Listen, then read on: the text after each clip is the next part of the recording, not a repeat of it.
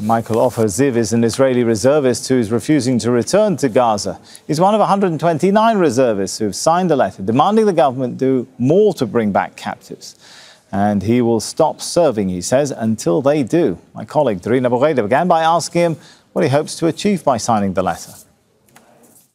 The idea is to let the government know and put some pressure on the government to let them know that we will not just stand aside and obey and continue to serve as long as they continue to do whatever is it that they want to do, instead of doing what we think is the most important right now, or I think a lot of Israelis feel like, that is getting our hostages back alive as fast as possible. You are, however, a small minority, 130 of you. You just said that you're trying to increase pressure on the government. Any sign that that is actually happening? So it's important to note that and to remember that refusing to serve is a great taboo in Israel society for many reasons.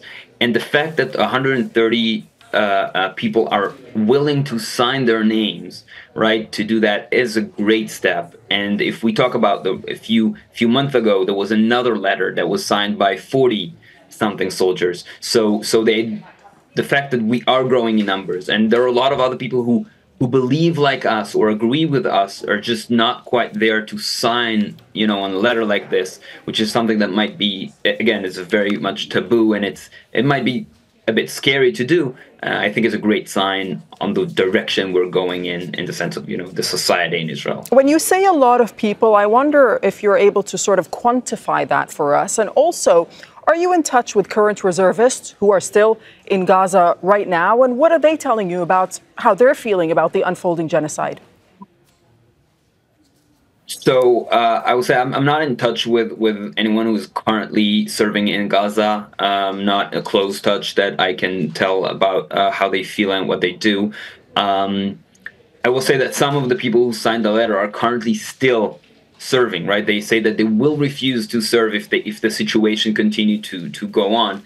And I think a lot of them agree that this is a dangerous situation we're in.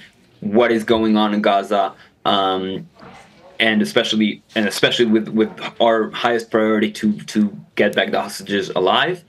If you ask about quantities, you can see the amount of people that for the past year decided every week to go out and protest for the release of the hostages, and a lot of those people agree on the same ideas, that some things are more important, and the highest priority is to get the hostages out as soon as possible.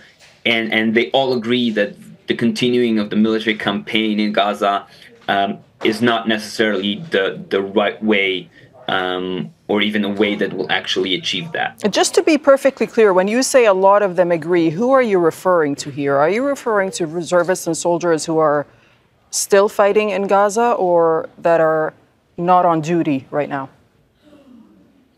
I think both. I think there are a lot of reservists in Gaza.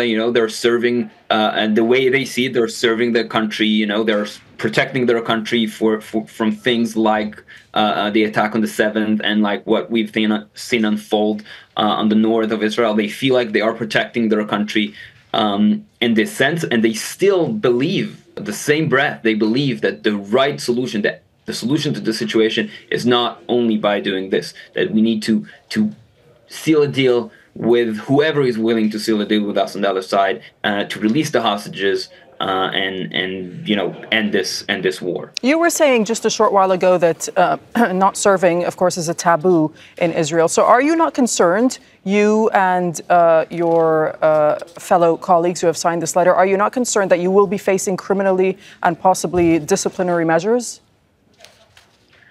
I'm obviously for sure. It's something that it's part of the decision that I made. My personal decision was this. I prefer this over serving and over doing what was I sent to do in Gaza, and especially since I don't believe that this had to do or helped push forward this idea or any deal at the moment. So yeah, the idea was I'd rather face the consequences of refusing than serving at the Tell moment. us what you were sent to do, because I know that you were an operations commander, which means that you were tracking Israeli forces inside Gaza and you were personally approving airstrikes. Just provide a little bit more insight into what that entailed and what you witnessed. So I think that the general idea, or the general thing that is good to remember or to see is, first of all, I will say I took a small part in improving airstrikes. So it's not picking the targets and a lot of the things that we hear about in media a lot now about the processes that are made. But I did, because I took a little part in that, I got to glance into the processes that are being made. And I think that the general thing is that, especially after the 7th, with the focus of releasing hostages and the pain that a lot of people have suffered after the 7th, a lot of people were less concerned with the meaning of our actions on Gazans and on Palestinians in Gaza. And I think this is something that was very clear to me, very apparent to me. There were a lot of people around me in the war room that were not as concerned as they should be about hurting what we call collateral damage sometimes, or hurting innocent people in Gaza, and especially when it comes to destroying houses or buildings or infrastructure. It just felt like something that is like not as important to them, and that caused to a lot of decision being made from that place of anger and pain, and that was, in the long run, that was scary to see. But would you say that attitude has not shifted, considering what we're still seeing in Gaza and what some people would say is right now Israel is fighting an extermination campaign, specifically in the north? Yeah, so I also at this point not serving anymore, and I heard the news from northern Gaza, and I'm very concerned with what is happening there right now and what might be happening there right now.